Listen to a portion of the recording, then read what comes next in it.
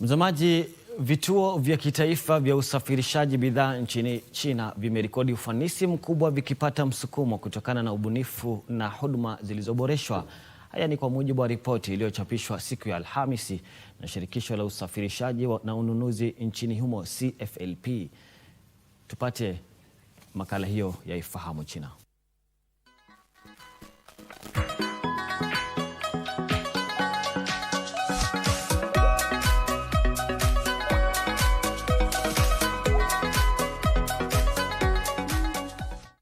Ripoti hiyo inaonyesha kuwa mwaka jana kiwango cha wastani cha mizigo iliyoshughulikiwa katika vituo vya kitaifa vya usafirishaji kiliongezeka kwa 5.5% ikilinganishwa na mwaka uliotangulia. Hii ni kasi ya ukuaji iliyoizidi kwa alama 2.3 za asilimia wastani kwa ukuaji wa usafirishaji wa mizigo nchini kote. Wakati huo huo, China imeendelea kuziba mapengo ya miundombinu kwa kasi, ambapo karibu asilimia 80 ya vituo hivi sasa vina vituo vya reli za mizigo au njia maalum za reli zinazorahisisha usafirishaji. Kwa mujibu wa ripoti hiyo, asilimia 97.2 ya vituo vya usafirishaji wa nchi kavu vinaunganishwa na reli, huku asilimia 89.7 vituo vya bandarini vikifikia huduma hiyo.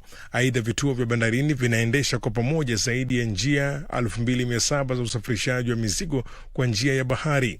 Ubunifu wa teknolojia umeendelea kuwa nguzo muhimu katika kuboresha utendaji wa vituo hivyo, huku matumizi ya teknolojia za kidijitali na mifumo ya kisasa ya akili bandia yakiongezeka kwa kasi. Mwaka jana zaidi ya asilimia 90 ya vituo hivyo vilikuwa vinatumia vifaa vya mifumo ya kisasa yenye uwezo wa kufanya kazi kwa akili, ikiwemo malango yanayofanya kazi bila wahudumu, mifumo ya usimamizi wa mizigo kwa njia ya kidijitali, pamoja na shughuli za kiotomatiki.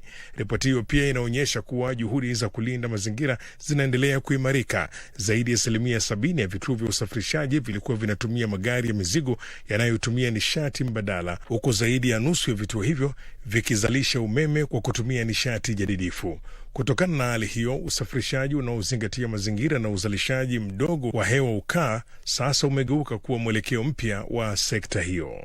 Kwa sasa miundombinu ya kitaifa ya usafirishaji na ugavi nchini China kwa ujumla inakidhi mahitaji ya maendeleo ya uchumi.